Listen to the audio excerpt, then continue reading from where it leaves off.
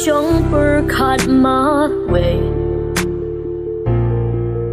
Chapang Jingim Ibril hasla birthday Banraplang Jingim can now shoe ban leg man Ni fledging mo tang ha ki just go see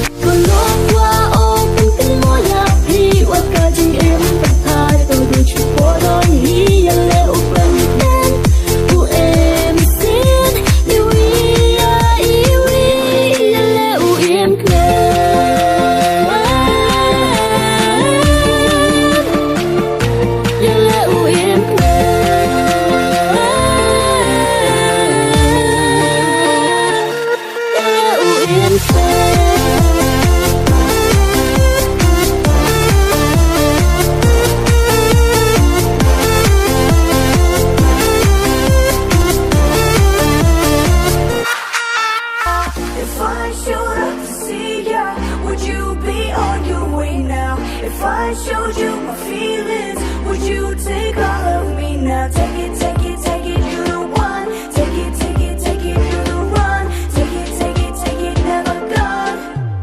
I'll see you back at home. I'll see you back at home. Đằng kính môi